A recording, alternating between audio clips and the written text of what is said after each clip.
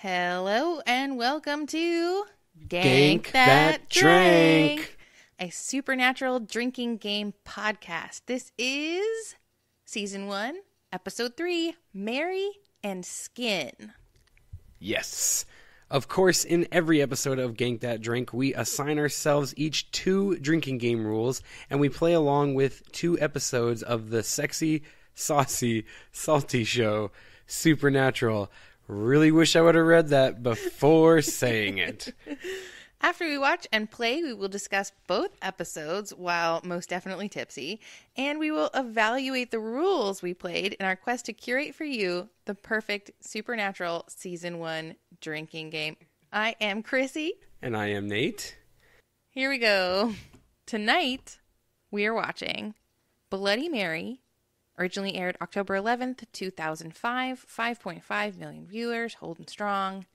And we are watching Skin, originally aired October 18th, 2005, 5.0 million viewers. So they lost 0.5 from Bloody Mary to Skin.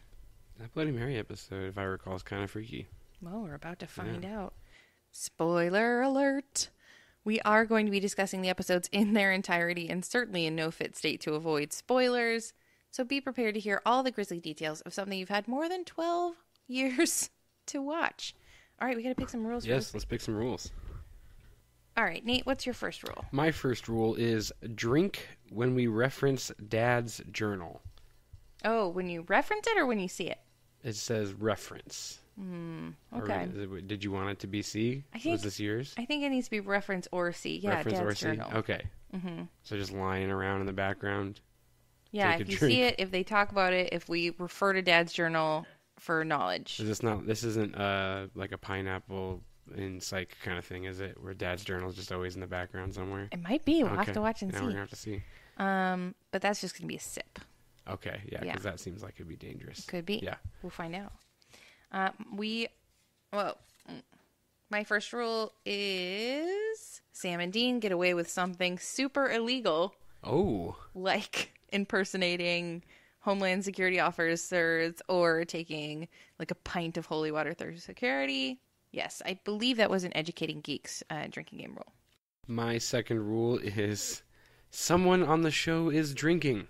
Oh, yeah. You drink when they drink. Yeah, drink when they drink. Mm-hmm, that's an Educating It's a Geeks classic. rule, too. Yeah, educating geeks. Love it.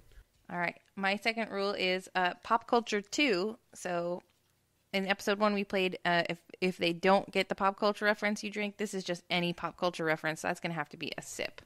Whew. Yeah. There are so many. And then we're both going to play take a drink when Sam is whiny. Oh, awesome. Yeah. Who determines whether he's being whiny? That'll be a discussion. I think, maybe up for some Heated debate. So these are all Educating Geeks rules and or Chrissy rules. Nice. We'll have to replenish our supply of rules to draw from next week from another source, and we'll toss in some more of our own. Because we keep thinking of them. All right, so we're about to go fix ourselves a little something to drink, and we're going to watch Bloody Mary and Skin, and then we'll be right back. Let's go. We'll see you on the side. And we're back. Yes. We are back. So we started with Bloody Mary. So which one do you want to summarize? I'll do Bloody Mary. Okay. All right. So the basic summary of Bloody Mary is we have a group of young girls playing Truth or Dare. Mm-hmm. They are playing Bloody Mary, which tends to happen at children's overnighters. Slumber parties. Yeah, slumber parties. So they go and they say that Bloody Mary ends up not killing any of the girls, but kills the father of one of the girls. And then that's when Sam and Dean kind of get called to town to investigate. And I think it was, I don't know, I remember what drew. Was it something in Dad's journal? We just watched it, and I don't remember it. Oh. It was something in Dad's journal that got them to go. No, they just found it in the paper. They just found it. Well, apparently, and I'm going to have to look this up, Toledo, Ohio is where this takes place, and that's the origin of the Bloody Mary myth. Or Toledo, Indiana? No, it's Toledo, Ohio. Okay. Yeah. Anyway, so we then have another death of a truly horrible horrible character, horrible person that we did not enjoy one bit whatsoever. There's a lot of really bad characters in this episode. So we find out that the saying of Bloody Mary goes back to a spirit that's trapped inside of a mirror that is haunted by someone named Mary, but it tends to only kill people who have a dark secret. Yes. Which is why it did not kill the innocent children, but killed the father. Who had murdered his wife, then killed the horrible woman in Act 2. Bitch monster. Who ran over a child. Yeah. Not funny, but... No. But it made us hate her even more than we already did. Yeah. Like, because she was just not being a nice person. She was... A lot of the characters in this, you're like, why are you so awful? Like, you're just an uncomprehensible asshole. Yeah. And then it turns out they're all also murderers too. Exactly. So like, this town's don't go to Toledo. Full of murder. Lesson Toledo, learned. Ohio. Don't go to Toledo. Sorry, LeBron James. And so yeah, then Sam and Dean try to get it done, and we end up learning a little bit of mythos about Sam in this episode. Mm-hmm. He's got a secret, and his secret is that he was having visions of Jess dying several days beforehand. Before it happened. Which he doesn't reveal the mirror monster. Mary reveals it as Sam. So, is this a skippable episode? I say you watch it for a couple of reasons. One, this is the first hint of Sam's psychic abilities, which will come into play as we get more into the Mythos episodes as we go on. And two, because to me, this episode is the first, like, actually scary episode. There's some freaky moments. It freaks me out. Yeah. The creepy little girl trope in the mirror. Mirrors. You see it in them following them. That scared me. So I say watch it for that reason. And then third, I say watch it because this episode actually passes the Bechdel test. Oh, nice. Yeah. Awesome. So in order for something to pass the Bechdel test, there have to be two women characters who talk about something other than a man or romantically about a man. And so they're talking about Truth or Dare and they're talking about Bloody Mary. They do talk a little bit about a boy. And technically they don't really have names, but, you know, I'll call it close. Yeah. No, I mean, if you call it, I'm on board with it. So that's why I say watch. Do you agree? Yeah, watch it. I would say watch it. I think that, you get a good introduction to some of Sam's background, what we're going to be learning about Sam coming up, and it's a fun, and it's a classic, watch it around Halloween.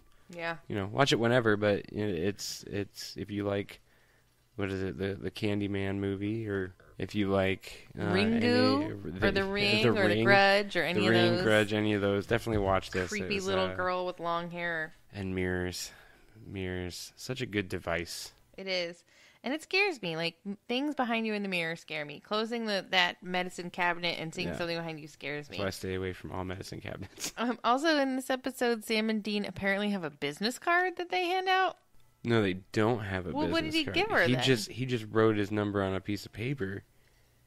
Oh, okay. Wrote his number down, which I wrote down that they need business cards. Yeah. I literally wrote down they just need... They need to go to Vistaprint. Yeah. So, and I want to try to start keeping track of that too. How many times a business card would come in handy for these guys. For the Winchesters? Yeah.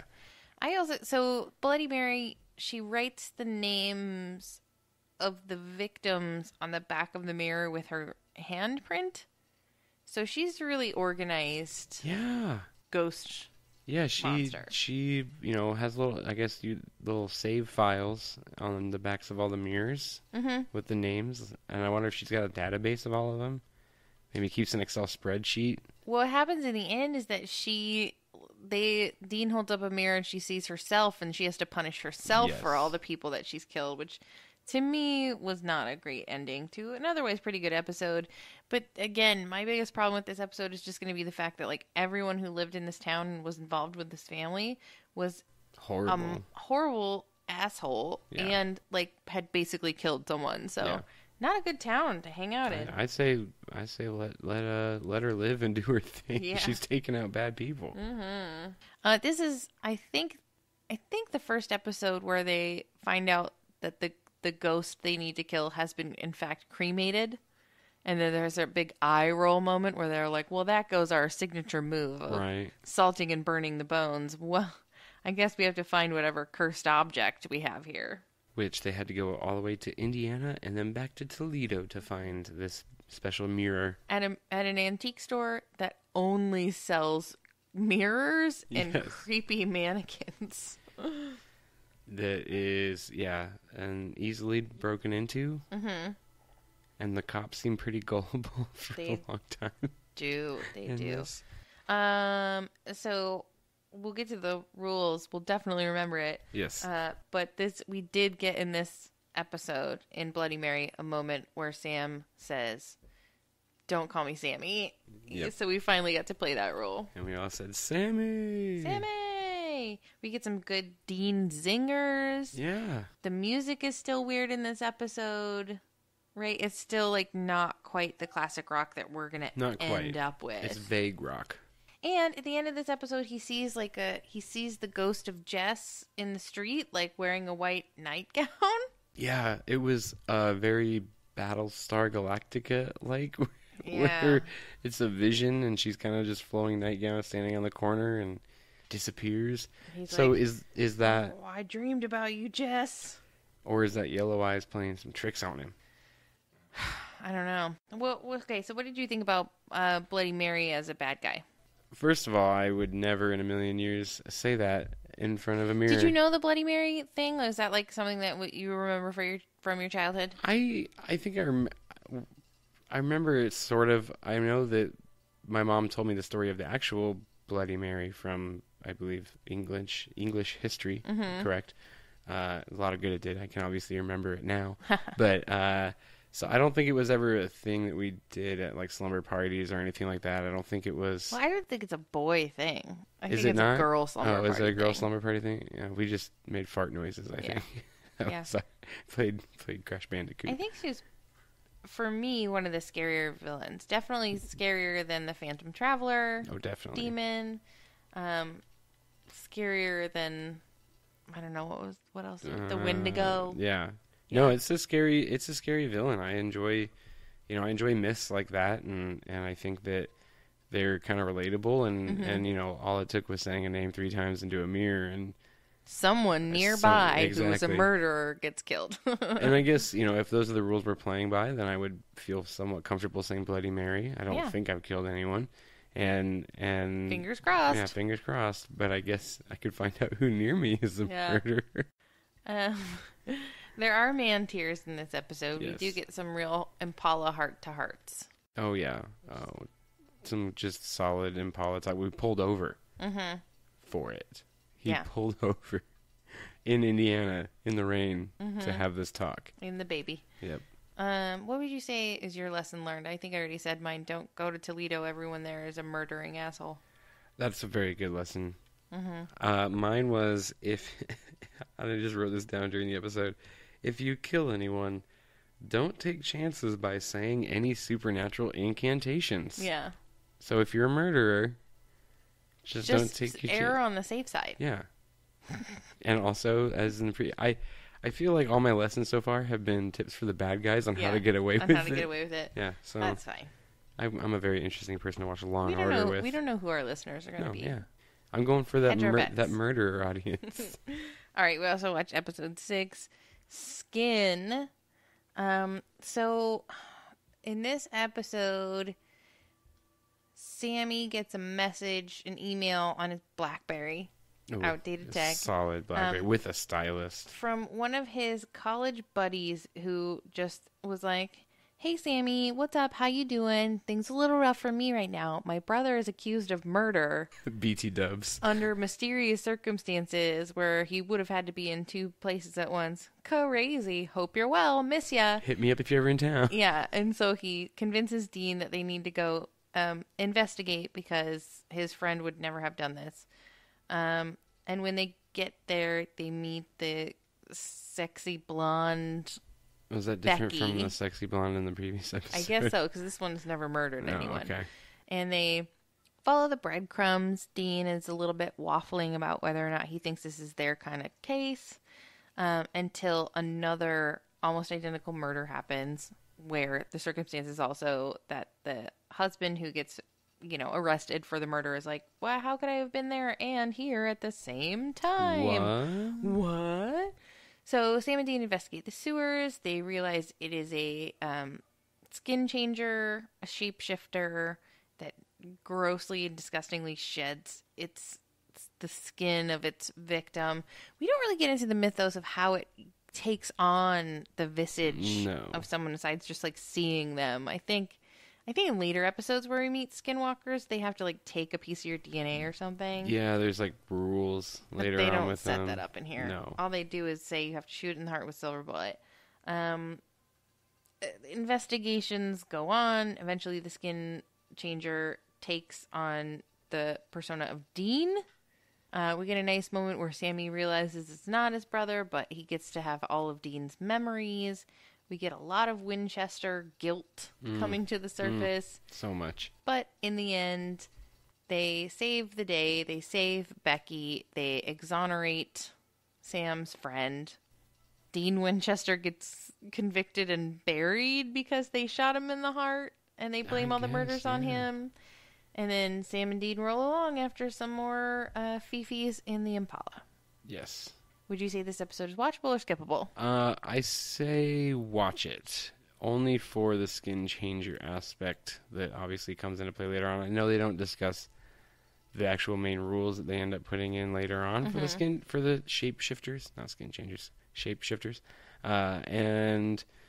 But I we get then some good Winchester background and talk, and it's really kind of our first look at, there's several episodes early on where you get one of them being possessed or taken over somehow, where their memories are somehow tapped, and the bad guy, the villain, is always kind of like giving the other brother the shakedown on what's going inside the head. Like, it's a pretty convenient out that like you get the memories of your victim. Like, and they use it several times with several different villains throughout the show. Yeah, I don't really buy that. I say watchable. I say you have to watch this one too, because we get to really dig down into Dean a little bit, and learn of his resentment for Sammy and Dad, and how he's really the put upon Winchester. Poor guy. But also because this is our first shirtless Dean. And it is in a really gross scene where eventually he peels off his skin. But there are a few moments where before the gross skin gets peeled off. Yeah. Okay, I'll take your word for that one. I say it's watchable for that reason. There's a really funny moment in this one too where Dean is giving Sam a hard time for like still being in touch with his college friends, which is like, he was in college 3 episodes ago. Yeah. Back off, Dean. Easy there, partner. Oh, you didn't completely drop everyone from your life in the last 3 weeks? You didn't delete your MySpace account? You old softy. What is wrong with you? Mm-hmm. And I guess like I sort of put the pieces together that the friend probably emailed Sam because he was going to law school. So she was probably wanting maybe help with the case. But, I mean, she's living in St. Louis. He wouldn't be able to practice law in St. Louis. No, and he was going to school in California. Right.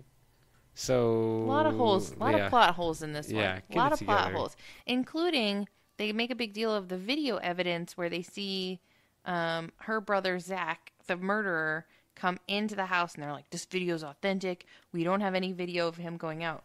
But they would have had video of him going in twice. Yes. Right? Well, but at the end, didn't they say something about like erasing videotape? So maybe he erased tape of him going in a second time or something? I don't know. Yeah, I don't know. It was getting rough at the end there. It was. And, again, in this one, I really noticed how much different the music is from what we're going to get eventually. I actually thought there was really good use of music in this one. And the song they play when we have the shapeshifter changing his skin is a song. I cannot tell you what song it is, but because we watched this with the captions on. Yeah, we know all the words. We know all the words, and it was all a song about being a freak and about it very fitting with what was going on. And then we get the moment at the end where Sam and Dean are in the car and they say, I don't know, maybe I'm just a freak. And he's like, well, if you're a freak, I'm a freak too, or something like that. To the fact that they're both like, yeah, we're both freaks. So that was kind of like a theme throughout the episode that they weaved the music into, which I thought was kind of a cool moment. And we're starting to get a little more into the music of the show. I think it's warming up, getting closer to what it's going to eventually be. And I think that Bloody Mary is a good episode because it is creepy, and I think Skin is a good episode because we get a lot of good fights, especially a lot of Sam and Dean fighting.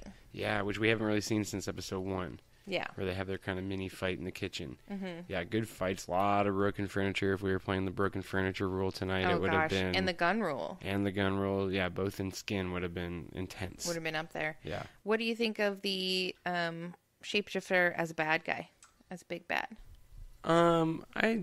This iteration of it, I'm on. Mm-hmm. I think Aside later... from the fact that he takes on Dean's persona, which later happens a lot. Yeah. It's kind of lukewarm. I think in this form, it's meh. I think when we get later on into some of the more the different shapeshifters and better shapeshifters, people who are a lot better at it, then that's when I think it gets a little more frightening. But in this episode, There are man tears in this one also. We get a lot of Fifi's in the Impala again. So, that this is where we really start leaning into that. Including Dean's total dismay over the effect of the shapeshifter driving baby. Oh, he's not happy. Not happy about that at all. What would you say your lesson learned is? My lesson learned for this one was this is going to sound strange, have a safe word with all of your friends in case of a shapeshifter attack. Mm-hmm. Because I think there was definitely a moment where there was a safe word between the two of them that, when Dean, or when Sam... He caught it with his left hand. Oh, he caught it, right. Okay, so, something little like that. Mm-hmm. Always, find some sort of intricacy about all your friends that you can tell. That wouldn't be stored in the memories, right. Though, because... it would be subconscious. He asked them sort of a leading question of hey, were we in San Antonio when Dad faced that shapeshifter? He distracted him. No, it was Austin and blah, blah, blah. So it would have to be something that's not in your memories. And I guess you got to distract them so that they're thinking about that question and focusing on answering that question correctly and not that little thing. So my lessons, you got to be a little more intricate details about all your friends. Okay. All right. If you want, at least it's not about how to get away with murder this time. My lesson. I guess. It's just... My lesson learned would be, don't overshare in emails to your friends. You just might end up getting kidnapped. Yeah. By your friend's brother. Okay, so let's talk about how our rules played out. I got the pop culture reference one, just plain old any pop culture reference, and it really didn't come up that much in this episode. There were 3. There was a Paris Hilton reference. We counted the sort of Ringu reference. And there was a Vulcan mind meld reference. So yes. It didn't happen a lot in this episode. We know it happens a lot in other episodes. Yeah. So I think the deal with this one is going to be whether or not in the end we decide Pop Culture 1 or Pop Culture 2 is a better drinking game rule. So I have a question because I didn't call this out in the episode, but would at the very end when Dean says, how often do you get to watch your own funeral? Which we obviously understand is a little foreshadowing. But... he says that line, and is that a Mark Twain reference? I think you're really stretching. That's stretching, okay. Yeah, okay. And we stretch a lot with our rules, but that's too much for me. My first rule was drink when we reference Dad's journal, which gets referenced in the flashback. Yeah, we stretched that one too, and it just really didn't happen. Yeah, it didn't happen. We know it happens a lot more in other episodes, but we're going to have to put that one in a mid-tier that it sometimes happens. Because we didn't get to play it a lot. No, we did not. It only happened twice. I played Sam and Dean to get away with something illegal, which you were really watching out for. I really was. So you really had my back on that one. I did. It happened 10 times. And I feel like we maybe even missed a couple. Probably. Mm-hmm. Yeah. No, they commit a lot of crimes on the show in real life, but as they've said in probably the future episodes of this, they operate on different laws. They do. Than the rest of us. The good things make up for the bad things. Yep. But I do think, like, in the end, when we finally solidify our drinking game rules, we're going to have, like, frequent tier Right. 1, tier 2, tier. This is going to go in tier 1. So you're going to have to choose either they do something illegal or someone dies. You can choose one or the Right. other. Yeah. So you get like 1 tier 1, maybe 2 tier 2s. Kind of like Shared rules. Modular. We're going to make it modular. yeah, modular. My second one was someone on the show is drinking, which happened. Yeah, drink when someone else is drinking. Yeah, drink when someone else is drinking. It happened 7 times. It was less than I thought it was going to be. But we gave you 3 for a scene at a party where everyone was drinking. Yes, there was it wasn't a several party, people. It was a funeral. We had a scene in Skin with Sam drinking with his friend, who is actually the shapeshifter at the time, drinking a beer. So we have reference to drinking earlier in that episode, and it doesn't actually happen. So I thought we might have more on that, but 6, I think, actually miscounted 6 on this. It's pretty decent total. Yeah, I'd say. okay. So we both played Sam is whining. Take a drink anytime Sam is whining. And we just happened to come up on that one in an episode where it happens a lot. It happened 7 times. he whines a lot. Yeah. So I think that's a good all-play rule. Yeah, everyone. So when not Sam's bad. All in all, pretty decent episode. Pretty decent round. What would you say? I don't know. What would you call it? Oh, a session. I don't know. Game. Pretty good game. Yeah, Good good game today. Good game. Good game. Excellent work. Yeah. So yeah, no, it was a lot of fun. I like these rules that we tried out tonight. I think we kind of had some rules that'll be good down the road. Yeah. I don't think there were any real duds. A decent pairing of episodes. Yeah. All right. So be sure to join us on our next episode of Gank That Drank. We will be watching Hookman and Bugs, which is my least favorite of all of season 1 episode. And we're going to be playing along with all new drinking game rules, so be sure to join us. Do you have any suggestions for a drinking game? Ooh. Or for rules of a drinking game, I should say? I have a suggestion for a drinking game. King's Cup. Oh gosh, no. Just don't watch Supernatural at all. If you have a suggestion for just any drinking game, just send that to us too. Just send it to us. A suggestion for maybe a cocktail. Did you play along? And we want to know how it went if you did play along. Did you notice more instances? Did we miss some? Yeah, did we miss anything? Or we were being too generous? Right. Or not generous enough in some instances. So comment on the blog at mostexcellentpod.com or join and comment at our Facebook group. Yeah, the Facebook group is just Most Excellent Podcast Network. Boom. As always, you can find out more about Gank That Drank, about Nate and Chrissy, and about all the other exciting stuff we have going on at mostexcellentpod.com. And if you're in the Phoenix area, you can find Chrissy and Nate at the National Comedy Theater. It's nctphoenix.com. That's N for National, C for Comedy, T for Theater, and Phoenix, all spelled out, .com. Thanks so much for listening, and remember your Gank That Drank lessons learned. Don't go to Toledo. Never. And always learn intricate details about your friends for safety. Safety first, everybody. Safety first. While you're out there being safe, make sure to be excellent to each other and party on, dudes.